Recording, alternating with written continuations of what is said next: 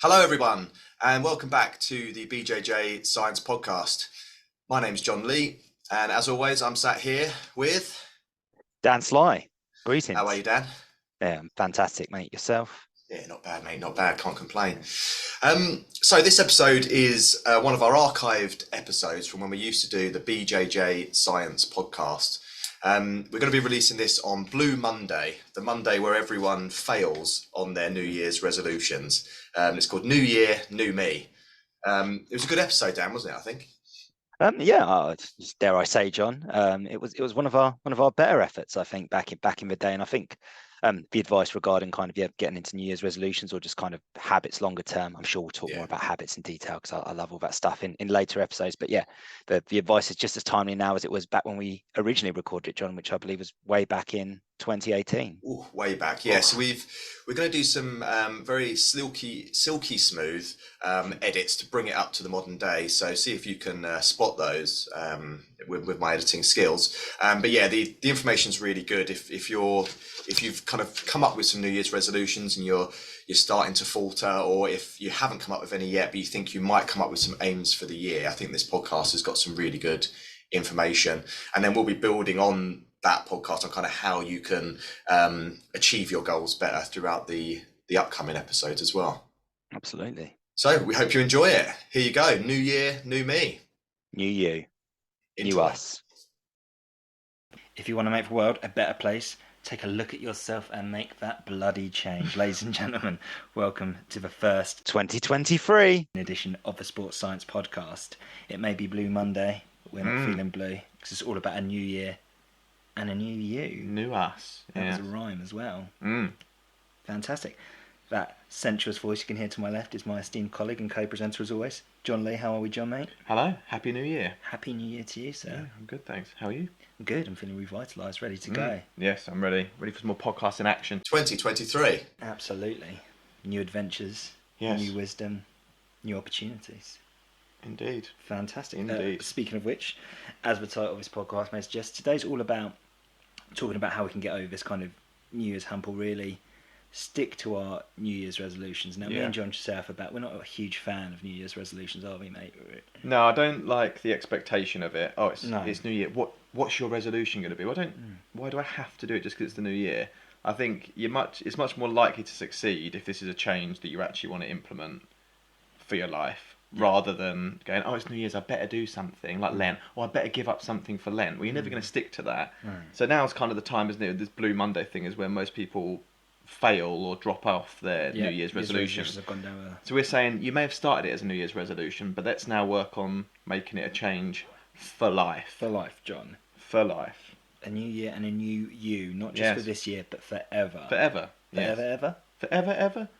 Forever, ever. Forever never seems that long. No, absolutely. Until you're gone. So, with that in mind, ladies and gents, we've got some points we want to discuss today, John, and hopefully give you some tips and ideas about how you can actually make this long-lasting change, just for your general health and well-being going forward, not just physical, but obviously psychological. So, I guess we'll be talking mainly about exercise and health changes, but these pointers that we're going to go through would apply to any sort of change you wanted to make, presumably. Absolutely, yeah. I'd say the principles very much so.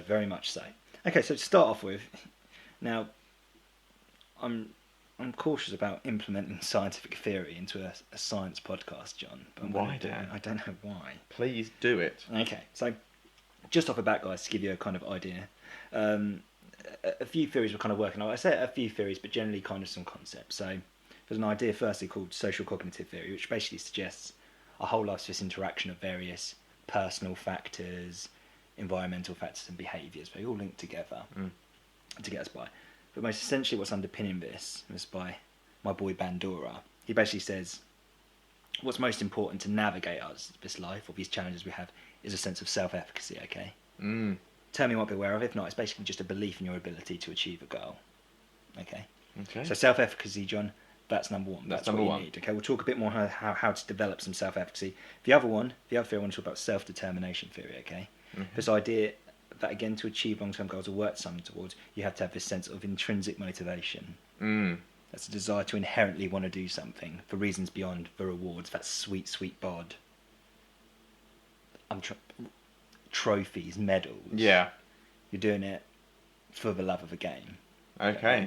very much the journey, not the destination. Very much the journey, not the destination. So this intrinsic motivation, and that's been shown to be a result of having a sense of autonomy, so an ability in yourself to actually kind of grab life by the balls and take that action yourself, an ability to develop competence and new skills, enhance mastery, etc. And also, an important factor in all general life, social interaction. So there's social, they call it feelings of relatedness, so social attachments to other people. And if we're relating this specifically to exercise literature, it actually shows that enjoyment, competence, and social interaction, John, are the key mediators for successful adherence in exercise settings. Okay, so there's 3 things we want.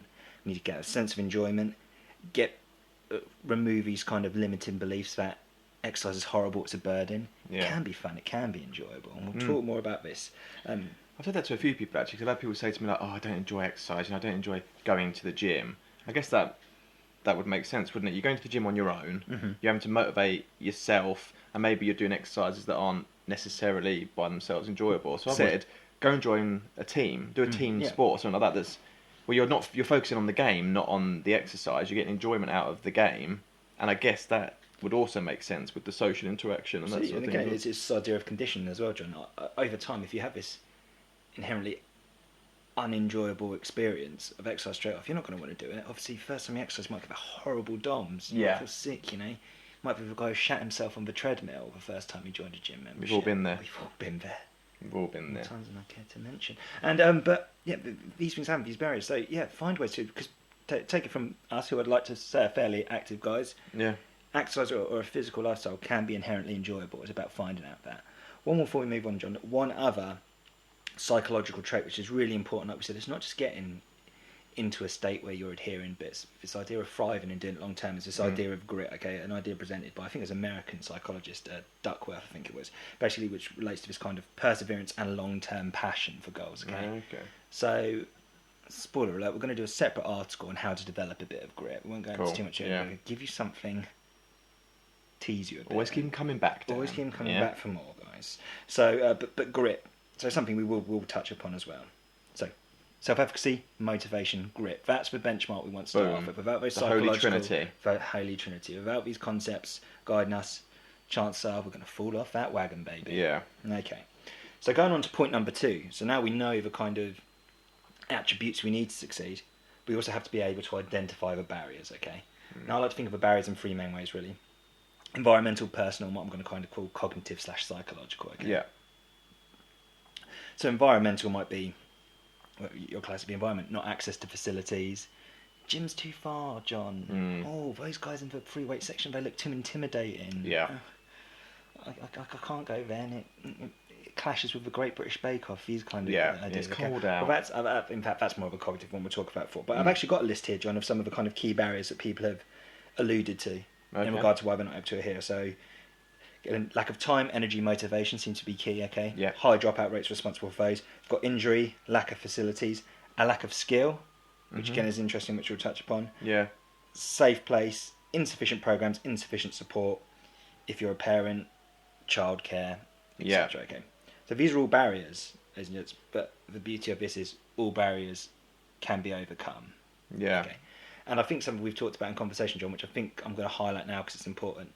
A bit of a tough love approach. This sounds, I don't want this to sound harsh, ladies and gents, but basically, if you're listening to this and going, well, if you saw my daily routine, I just wouldn't have time to exercise. With all due respect, if that's the case, you have a poor work-life balance, and that shouldn't be the case.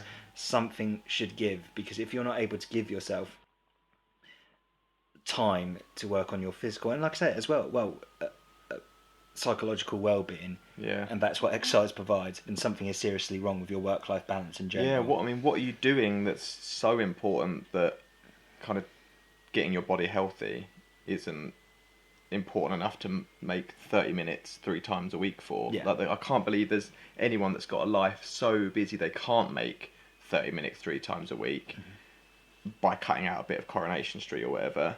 But also, if you look at your schedule and write it all down, you haven't, I think you probably do want to assess your work-life balance. Like, this meat vehicle that you're in is only going to last so long.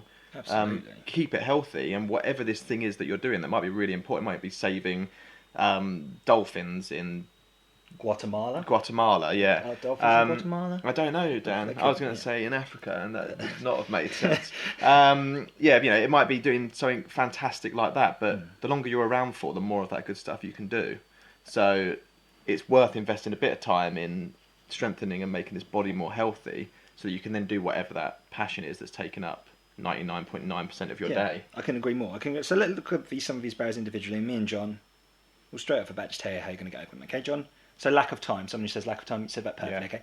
Loads and loads of exercise initiatives and programs now are talking about these kind of short, sharp workouts you can do. Tabata style workouts, okay, maybe if you're sedentary, for example, if you get out of breath just taking a fart or something, you might want to start off a bit slower. But I mean, there are shorter term exercises, more intense form of exercise, even if it's not intense.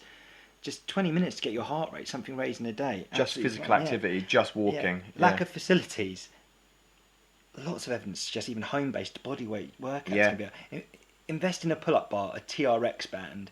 So if you don't know about this equipment, please get in touch. Things like this, you can achieve incredible transformation. I just ordered some elastic TheraBand things, resistance bands off Amazon for like £3 for 5 of them, different strengths.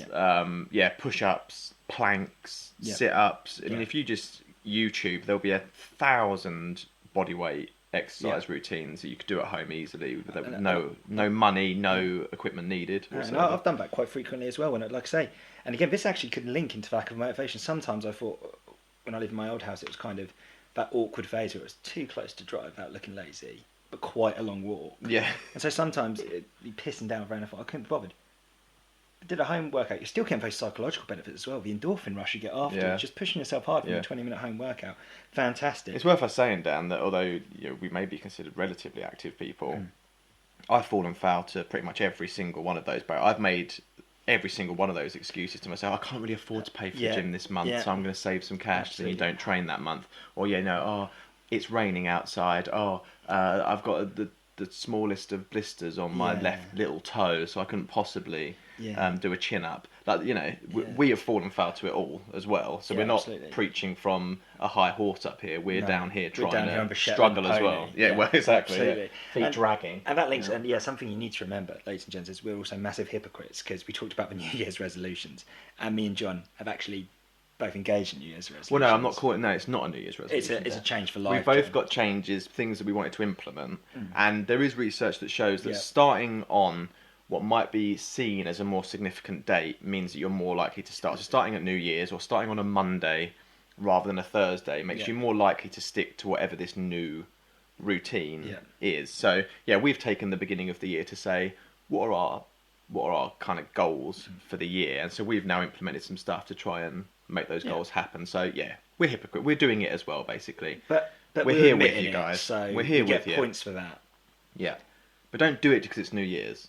Let's do it because we want to implement something. But again, what I say as well is some people get on the negative bandwagon on New Year's, but also remember that period between Christmas and New Year, it's almost impossible to get any form of routine when you're having kind of quality streets for breakfast. In some ways, I think that helped me actually because I felt so bad after eating so much rubbish that almost increased my motivation to get up and start going. Absolutely. But also for people that might not have done any New Year's resolutions, they might, like us, have thought there's no point, everyone does that and everyone fails. Start one now. Start one next Monday. Start one at the beginning of February. If there's something that you want to implement for your life, then start now. Couldn't agree more, sir. Could not agree more. Finally, because we don't want to go through all these barriers, John, otherwise we'll be here all day. And that'll be a barrier to getting this podcast out. Hey. Very good. So skill as well, or skill and discomfort, we'll put in one. And this could be a physical sense of discomfort, which ironically, I know a lot of people who are extremely sedentary who go, I would go to the gym, I would do exercise, but my lower back hurts, my hip hurts. Knees. The irony of all ironies, ladies and gents, again, it sounds like a tough love approach. The reason that's happening is because you're sedentary. Yeah. It's because you're not doing anything, lying down on a sofa all day to avoid doing exercise. It's exasperating the issue significantly. So get over it. Do something as light as anything. A walk around the block to start you off. Believe me, that is your biggest barrier. Lower back pain, for example, I believe the biggest contributor is a weak core. Yes. So that means you need to strengthen that core. It doesn't mean you need to rest your lower back more. Okay, but I digress. So discomfort, but also this psychological discomfort. Walking into a gym can be extremely daunting. Like I said, I'd like to see, I mean, technically I'm a qualified personal trainer. We both do exercise bits. I can still go into a new gym and feel a bit daunted sometimes when you're in a new area. But that's a more experienced exercise. A new Yeah. environment can be kind of a bit anxiety inducing. So the personal trainers might be glad to hear. I personally wouldn't say it's a bad idea to start off getting that support from a personal trainer. Reasons twofold. You've got the continued motivation of knowing you're going to have someone who's going to push you. Yeah. And remember, it takes a while to form that habit. So having them earlier on, even if it's just early on, Yeah. even if it's not a long-term commitment to a personal trainer, because we're going back to this issue of finance, get that early on. Get them to learn the movements. Get them to work out with you. Okay. Chances are as well, the personal trainer will know lots of people in the gym by proxy through conversations they're having with people. You get engaged in conversations as well. And again, I think it's back to that social interaction being a key factor as well. But also teach you the exercises that'll get you confident again. Linking it back, John, self-determination, theory of a sense of autonomy, your belief in your ability to actually take the reins and do these exercises yourself. Yeah. For me, that's it. Yeah, I 100% agree with that. Learning to do these moves, especially, talking about the people with lower back pain, I've got bad knees, so I can't squat, this sort of thing.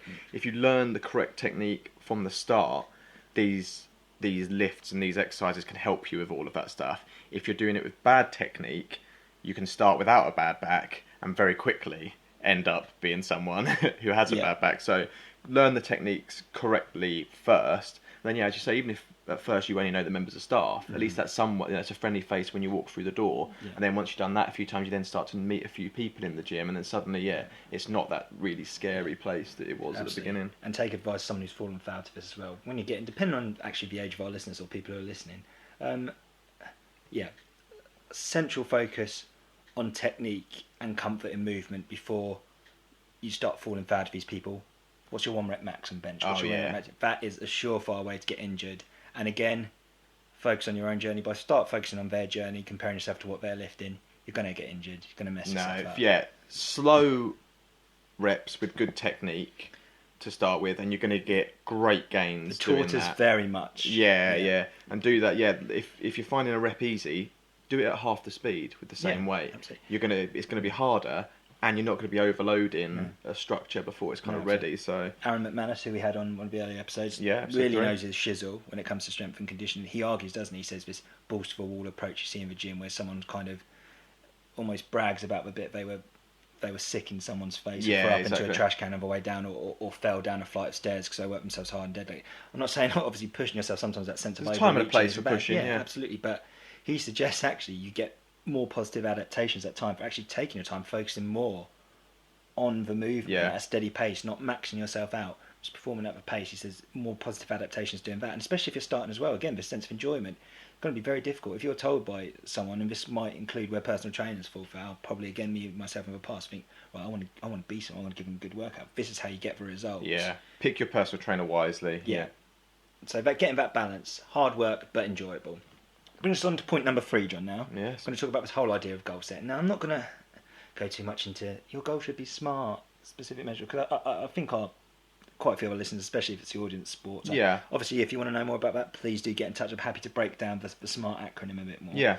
But mainly, and Google it. There's loads of stuff. Just Google it. It's probably going to get a better answer than me, to be honest. But absolutely, I think it's something you mentioned earlier, John, which going back to this idea, guys, it's a change for life. Okay, it's a journey, not a destination. Now there may be small destinations on the way, family member's wedding, beach holiday in Ibiza, the slutty outfit you want to wear on Halloween, John, that one you showed me. Yes, I do. Pumpkin pie.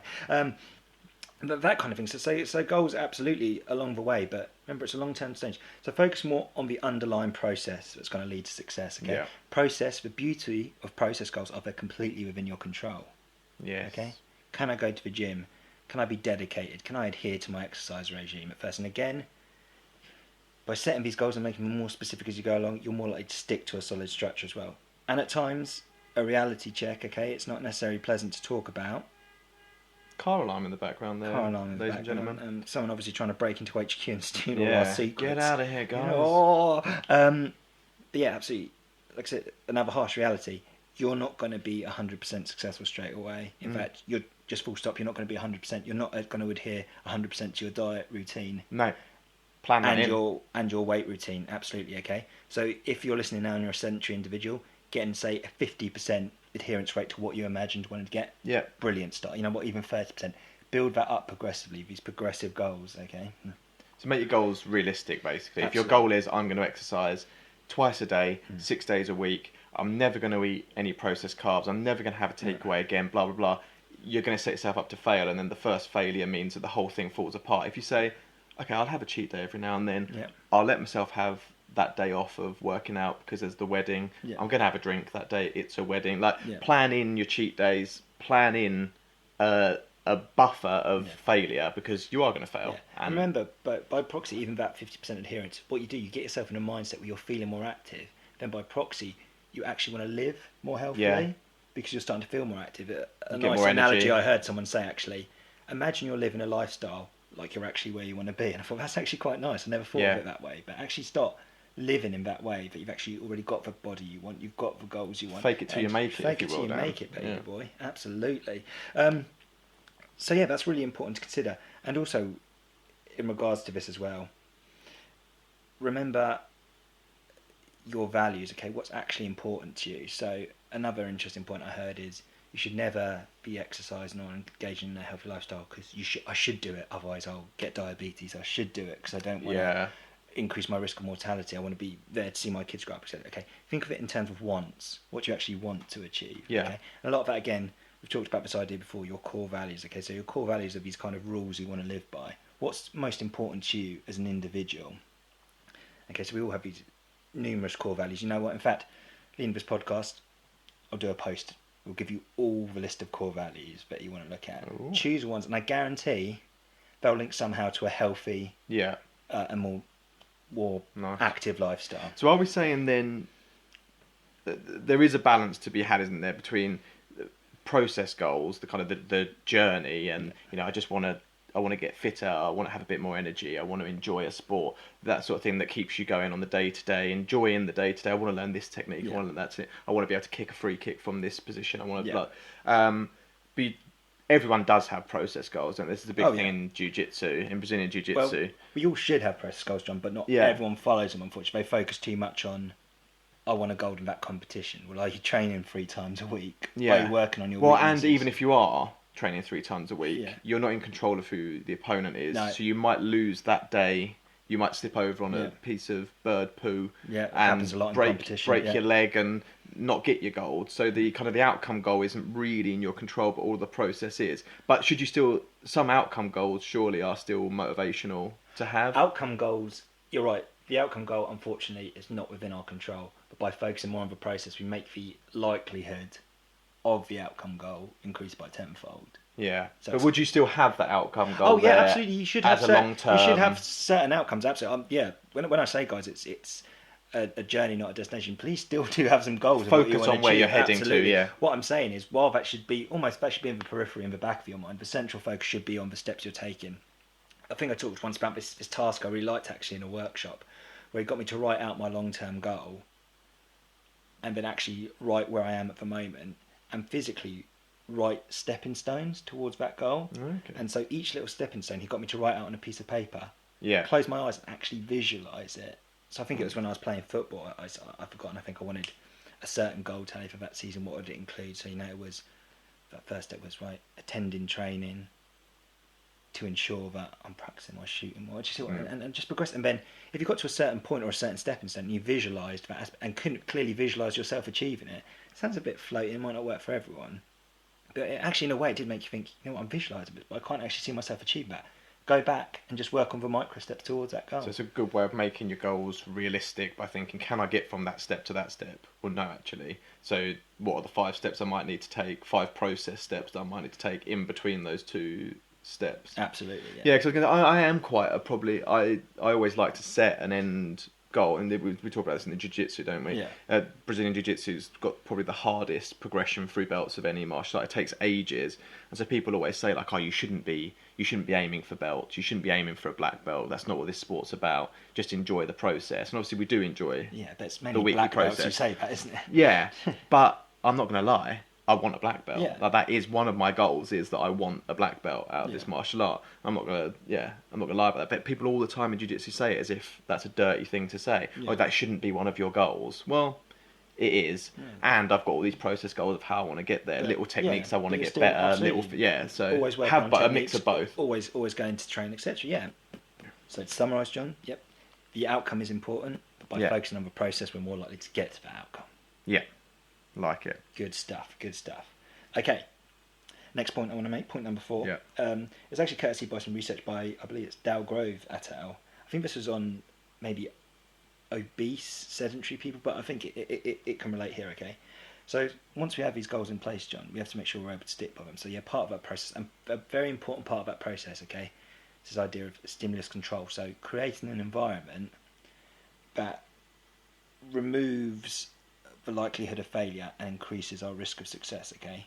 So when I say stimulus control, almost engaging in some conditions, so we get ourselves in a habit of doing things that's going to be more conducive to forming a habit. So this is a simple thing. So we talked about our time barriers. You know the only way you're realistically going to fit in a workout, say, is if you set that alarm at 6 a.m. and go for a workout. Problem is, it's winter at the moment, it's dark outside, it's cold, okay? Pretty boy like you walk into the gym first thing in the morning. There's risks involved. There's going to be risks involved, okay? But how can we help that process, okay? Now, this sounds like I'm giving you, this sounds like I'm kind of Phil Spencer now, relocation baker, or a house-based show trying to give you tips. Set the heating nice and early, that comforting feeling when you get out. Now, if as soon as you hit the alarm, you're not going to think about it. You're going to put those feet down on the side of the bed. And what's waiting there for you? Your gym kit already laid out. Including maybe, if you're that way inclined, your pre-workout shake already mixed. Maybe your breakfast prepared, your work clothes if you have to go straight to work afterwards. Okay, very obvious things, I know, but things that people don't engage in. By making that a habit for evening form, it makes it so much easier. So you basically, when you've got your motivation in the evening, you're setting future you up. Absolutely. To not be able to talk themselves out of the exercise. You've seen what the barriers are. You've pointed out your own weaknesses, and you've said, tomorrow morning I'm going to be weak. I'm not going to want to get up. So you just get rid of all of the little risks. That reminds me as well, actually, John. Sorry, we talked about barriers, but something I overlooked was this idea of cognitive barriers, and that's it. I'm too tired. I'm not motivated. Okay. So a great thing to do, I was going to say, list down these barriers, including what we call the cognitive barriers, okay? And what we like to work with, without getting too scientific again, John, we want to talk about this idea of maybe creating more balanced cognitions or more balanced thoughts, okay? So you might say, for example, I'm not going to be able to work out in the morning. Then just try and think of some ways to get over that thought, or come up with a list against that. Well, I can get up in the morning and say, I'm going to wake up and I know I'm going to feel too tired. Well, yes, I will feel tired in the morning, but by the time I brush my teeth, get up, put my clothes on, I'll be alert and I'll be thankful that I did it. It's this kind of counterbalancing, kind of trying to get these thoughts. Okay. I don't think I've ever come back from the gym regretting talking myself into it. So you know that the reward is going to be there. It's just how to almost trap yourself into having to do it. And think of some of the thought traps, and they are traps, unfortunately, that you will fall into. You're telling yourself, oh, I'm too tired now. Oh, you know what? I will be able to sneak it in after work. Are you really going to sneak it in after work? Oh, I'll do a double tomorrow. Are you really? Do you see what it's this cost and benefit? Again, we've both fallen foul to absolutely. Most of those cognitive traps. But take it as someone who actually eventually managed to get into a habit of working out early. That's what I did. I laid out my clothes. I told myself I don't want to do this, but I thought the more I lie in bed and start ruminating about when I might be able to work out, by the time I did that, instead I just got up, got ready. By the time I had a morning protein shake and was on the drive in the car, I was awake. I had no intention of going back to bed. I was awake, I was going to work out. If you do it early enough, guys, you can have a glorious little nap afterwards as a treat as well. And one of the things we were talking about, if you do that for about 2 months, it will then actually become a habit. So that initial fight is only going to be about 2 months long. Yeah, and it's a word with negative connotations, guys, but once it becomes a habit, you'll start to feel kind of an intrinsic feeling of guilt for not doing it, which will strengthen your desire to do it more, which isn't necessarily a bad thing. It's a positive guilt in a way, if that makes sense. Because if you conditioned yourself now, this is part of my lifestyle, I didn't go. And at least remember, at least for the first few months, please just adhere to it. It's going to be a struggle. It's going to be tough. It's not always easy. I said enjoyable, but it's not always easy. But by doing this, at least allow yourself to get into the habit. Then you've got that flexibility. At least then you might think, okay, maybe the mornings aren't working out, I'm tired, but at least now I'm in a habit, I want to go. So you know what, I think I will have a motivation to go at work. I think I'll at least have a motivation to do a home-based workout. So it's removing those barriers and creating an environment. And that goes to things as well, wider things. I know we're talking about maybe a bit more from a psychological angle today, but think about your nutrition as well. Bulk cooking a couple of times a week. That's all part, again, it's all part of this goal-setting process as well. All things within your control. Getting prepared. That makes a massive difference to me. If I've got the food sat there in the fridge, then very easy to pick up and eat healthy. If I haven't, I'll just get something when I'm at work, and then suddenly you're eating rubbish or rummaging through bins again, John. So I know that morning John is incredibly lazy and doesn't want to get out of bed. So I need evening John when I've got my motivation to basically trap morning John. Yeah. In just taking away all of morning John's excuses so that I have to get my feet out of the bed. And then after about 2 months, hopefully, morning John will get to a stage where the feet will touch the floor before I even have time to try and talk myself out of it. Absolutely. At this point, I'll do a shout out actually to someone who sent us an email. Andrew Henry. Yes. Thanks for tuning in, Andrew. Thanks, Andrew. It's a strong exercise. This guy works out 4 or 5 times a week, and I was actually talking a bit about the goal set. That's why we brought it up. So hopefully some of that advice has been helpful, Andrew. But let me tell you, hope you won't mind saying, I love the guy, Andy, but wasn't always the best at getting up in the morning. Okay. Andy. Oh, Andrew. Now I scarcely now know someone more dedicated to working out. This guy's able to get up 5:30 every morning. Roundabout, works out, takes his work clothes with him, hits a hard workout 5-6 times a week, and he's reaping the rewards. And this is someone who had to form that habit. Idle. Like I say. Hashtag idle. Hashtag idle. So, do an Andy. Like I said, he wasn't Big always Andy. motivated. He wasn't always the way he was now, but he worked hard at it, okay? So just do an Andy. Get in that habit, guys, okay? Build those habits. Even if you have to set your alarm sets on the other side of a room, really punish yourself in the morning with it. Yeah. Okay? Environment conducive to success, but removes all barriers towards failure, John. Boom. To reiterate, okay? Number 5, John, just a nice short one, but we'll throw it in. It might seem obvious. Music, ladies and gents. Yeah. When you're actually in the okay, we talked about this in sense of enjoyment, motivation, okay? Music has several amazing qualities. You don't need me to tell into it, okay? Create a playlist that's going to be helpful for you, okay?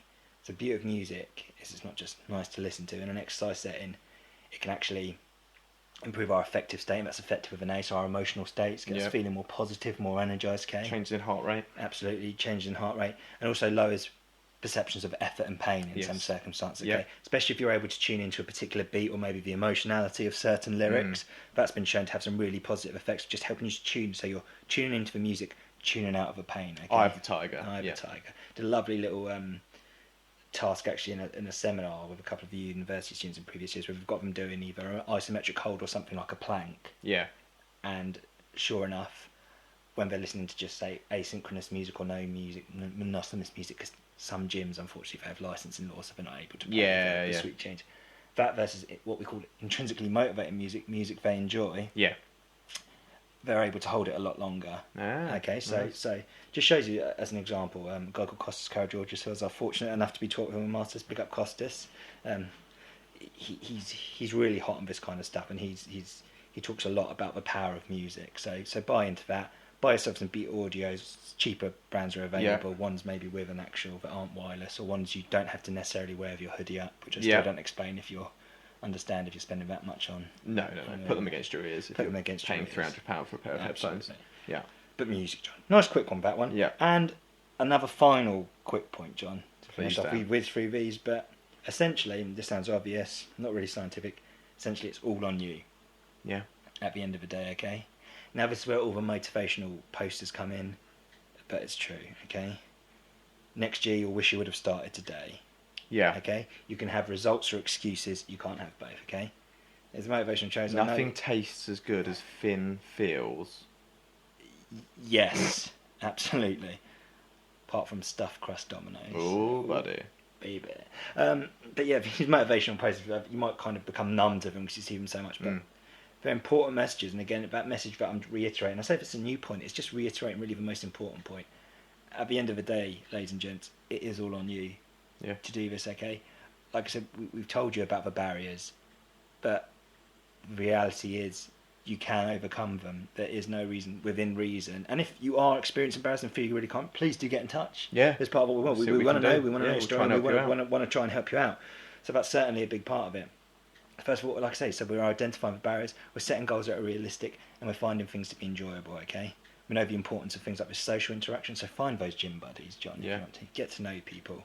Find stuff exercise. Also, linking in as well, like you said with the jiu-jitsu, John, if going to the gym in itself isn't enjoyable, find a new activity which promotes a more healthy and active lifestyle, something you are going to find intrinsically enjoyable. Or in my case, what I've started doing with the jiu-jitsu and MMA, I've started doing that, and now I'm a lot more motivated in the gym because I've catered my gym workouts and my conditioning work specifically to help my performance in that sport. So by proxy, something like that, if you're a football, or even if you're a golfer, etc. Think of how this healthy lifestyle. Something to walk towards. It's then Yeah. a process. Going to the gym is then a process goal Absolutely, to help yeah. you with another goal. Yeah. Yeah, building up a positive association because it's building that healthy lifestyle. Yeah.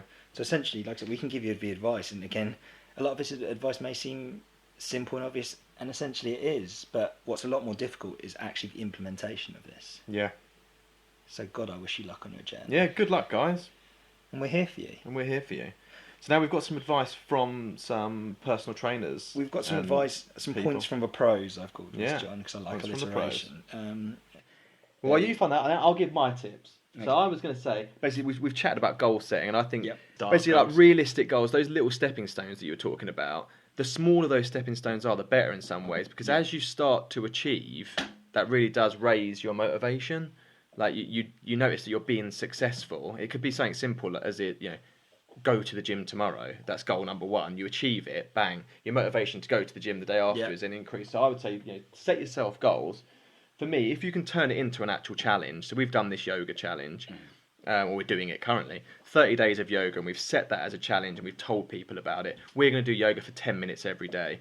Now, 10 minutes of yoga might not actually make that much of a difference. We'll discuss this in the follow-up podcast. It might not be long enough, but by doing that 10 minutes every day for 30 days, we're getting into a habit that then, if we up that to 20 minutes, 30 minutes, might actually make serious differences to our posture and absolutely.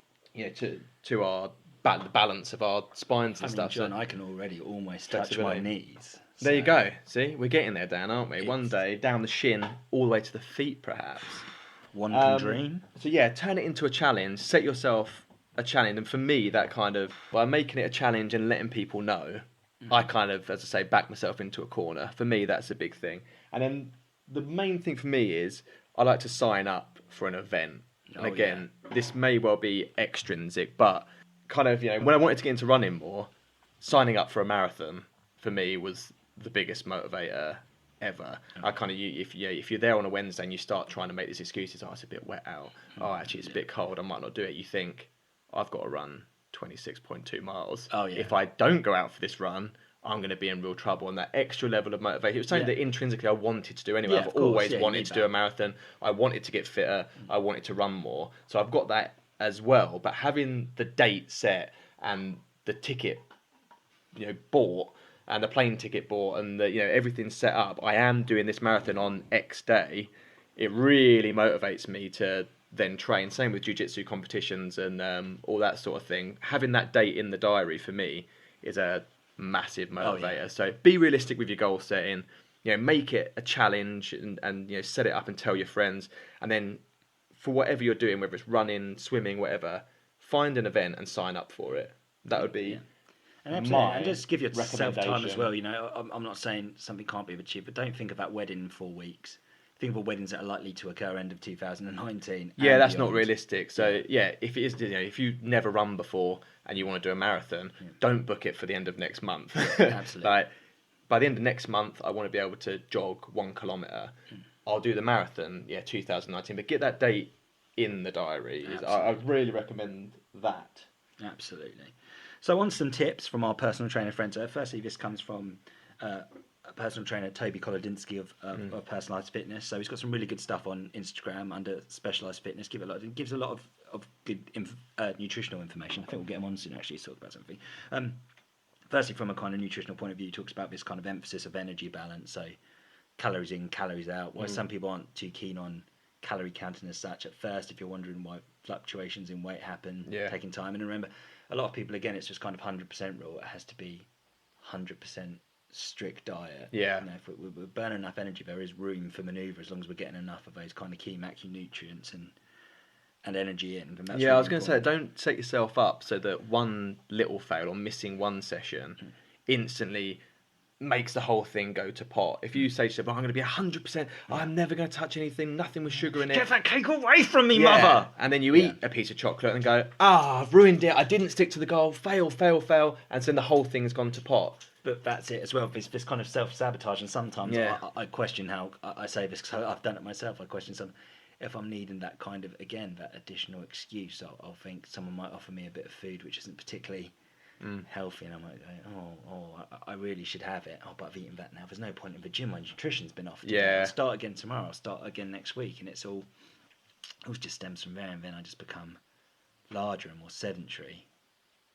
And then I just look at myself in the mirror. Globular, and then just weak. Yeah, absolutely. So set into your targets an amount of failure. So often you hear for nutrition stuff 80-20 rule or a 90-10 rule, that sort of thing. So allow yourself that cheat meal. If you if you get that in your plan, then it's not a failure, and the whole thing doesn't crumble the second you have one day where you miss the gym. Yeah. If you do, I'm going to exercise 2 days, twice a day for 6 days a week, and then you miss one day, straight away you've failed your goal, and that's not motivational. So absolutely agreed. Also, a really good point Toby makes actually to draw upon is we talked about this measuring your progress, and not just through kind of writing down goals and that form of goal setting, but also in regard to other ways you can do this. So I'm thinking specifically. Well, I say I'm thinking. Toby was thinking specifically. I'm just paraphrasing here.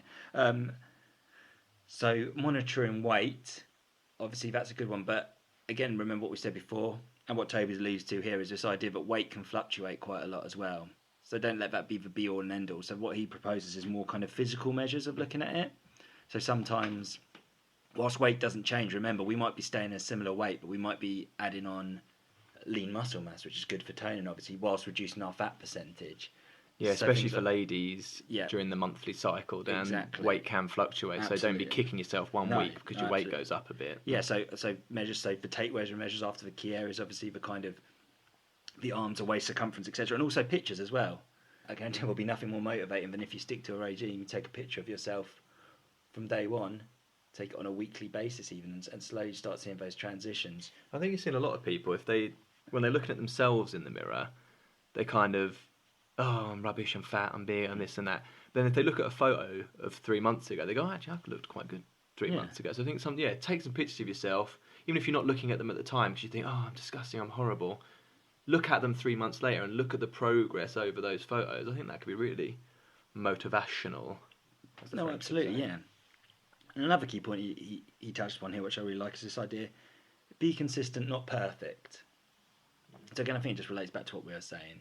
Yeah. Don't strive for this perfection. If you do get a program, if you go on the body coach's website, etc., other forms of coach available, and do his lean to mean to green to extreme, whatever 16 shit's going on there, by all means do it. But again, I've known people personally, more and more people who have gone for that program, paid extortionate amounts and not stuck to it because it's not realistic. So learn the basics in first, just be consistent.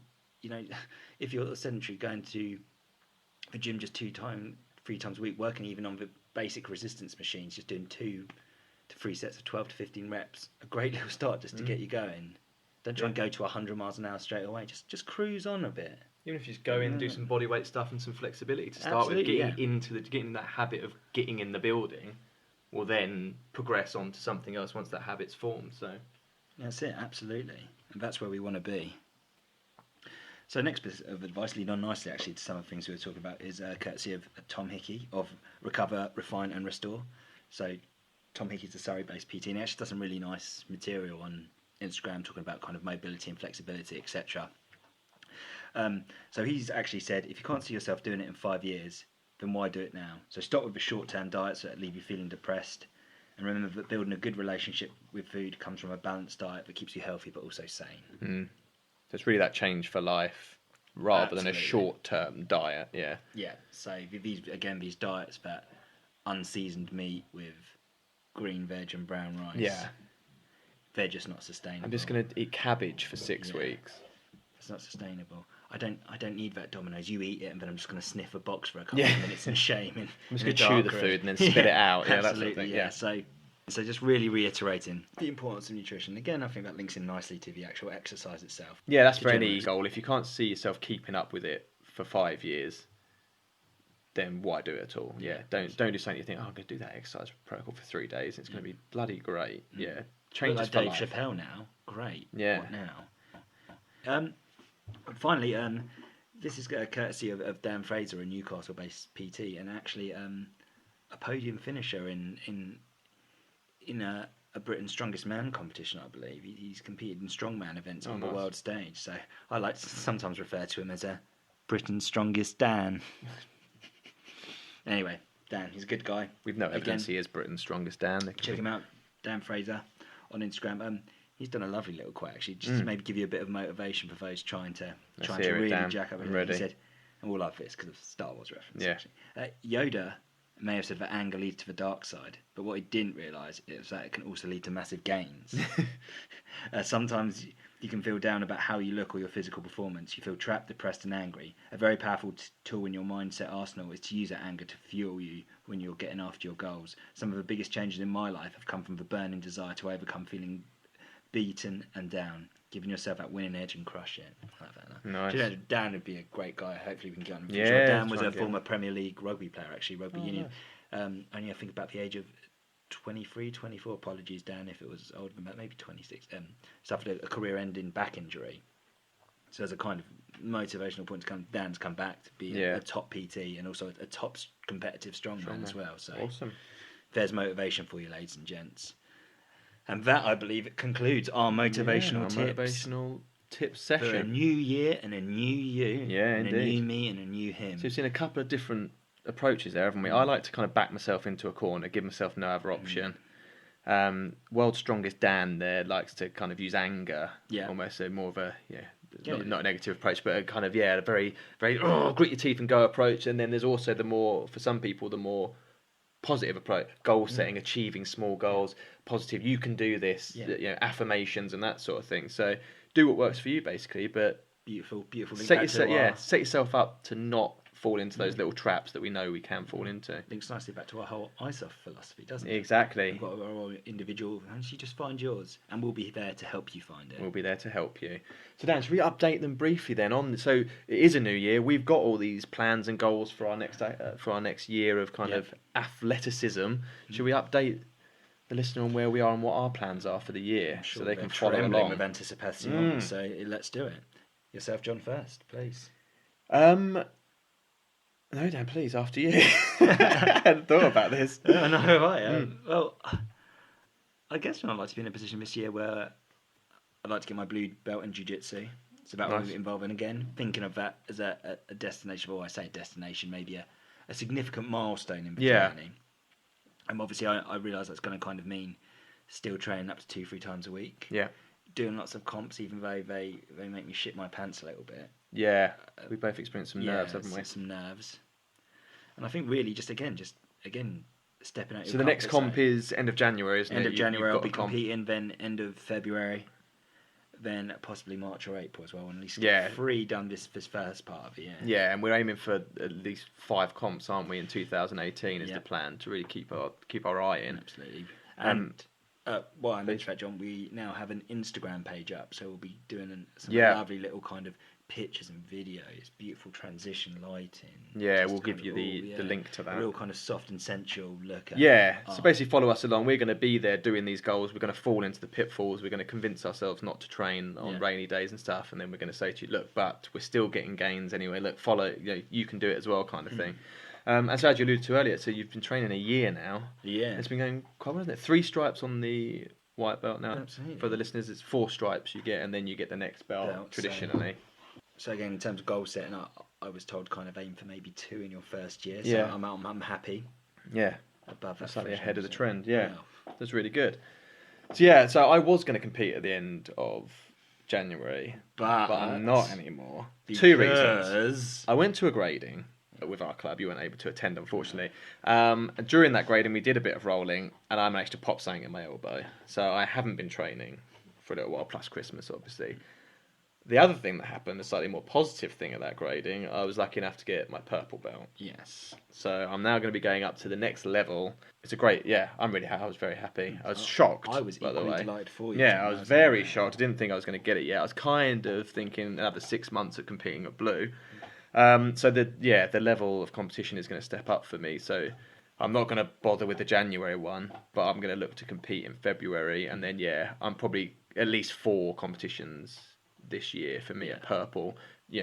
Probably I'm not going to do very well, so it is really going to be process goals for me. I mean, for those who aren't familiar, the step up to purple is significant. Am I right in thinking in competitions you'll be up against brown belts as well? In some competitions, so there's a student one that we were going to do in March. The purples, browns and blacks all compete in one category there. And also just, a lot of the people competing in purple belt competitions will be very, very close to going up and getting their brown belts. So yeah, it's going to be interesting. It's just definitely going to be a process. I'm going to go there for the experience. You know, for this first year at purple, I'm just going to be looking for experience at competition. Anything good that happens, great. If I don't do well, fine, I'll learn from it. It's very much like a Jacob's ladder, isn't it? Actually, the whole kind of belt system when you think about it. Yeah, the steps get it was quite significant. A bit smaller, then blue to purple, and then purple to brown, and then brown to black. Yeah.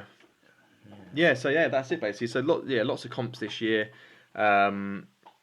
And then kind of in my second year at purple, I'll then start setting goals to actually try and hopefully get some medals and start doing well in the competition. But for this first year, it's going to be all about experience. And as we're doing that, we're both looking to improve ourselves, aren't we, physically? So we're doing this yoga challenge. We're trying to increase our flexibility, which neither of us have, do we? Neither of us are very flexible, so we're trying to work on that. I've also signed up in January to cover 200 miles on foot as a way of kind of helping me with a nice lean bulk. So I've got to cover 10.7 kilometers a day, and so far I'm on target. Okay. But my legs hurt. I can imagine. So this is one of those things where you're saying about where I'm saying about I like to set myself a challenge. So I've actually signed up for that. So you can sign up for that. It's called Race at Your Pace. I think .com. You find them on social media. You can sign up to either cover 25, 50, 100 or 200 miles in a month. If you do it, you pay £14.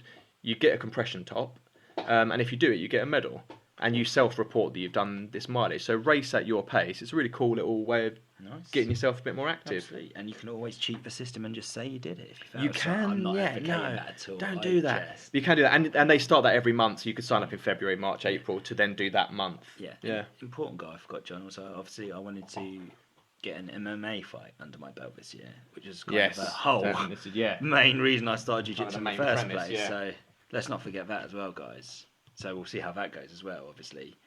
Yes, we've got some things to work towards, haven't we? We've got many goals. Lots of competitions. We'll keep you updated on our comps. We'll keep you updated on how bulking and getting stronger in the gym and more balanced as athletes is going and how we do that, really. And if you want incentive to keep listening, like I said, or keep following us on Instagram in a couple of months' time, you may see a picture of yours truly in his bathroom without a shirt on with a shaved chest. No more extrinsic motivation needed, Dan. Absolutely. So you can email us if there's anything specific that you'd like to know about. We're going to do a load of stuff on supplements, overtraining, training techniques, things that we kind of have heard of that we want to know whether it works. We'll do the research and we'll let you guys know. So we're going to try and optimize our training and we'll kind of help you as we do it. If there's anything specific you'd like to know about, email us. bjjscience@outlook.com. If you've got any questions you want us to answer, got any suggestions for the show, anything like that, pop us an email. You can message us on Instagram as well, BJJ Science Podcast on Instagram. And we're on Twitter as well, BJJ Science. So hit us up, let us know what you think. If you've got any ideas, any feedback, let us know. As always, thank you so much for your time, guys. Thanks Absolute so much. Pleasure. We'll be back in a couple of weeks with another episode. See you on the other side. Excellent. See you later. Goodbye.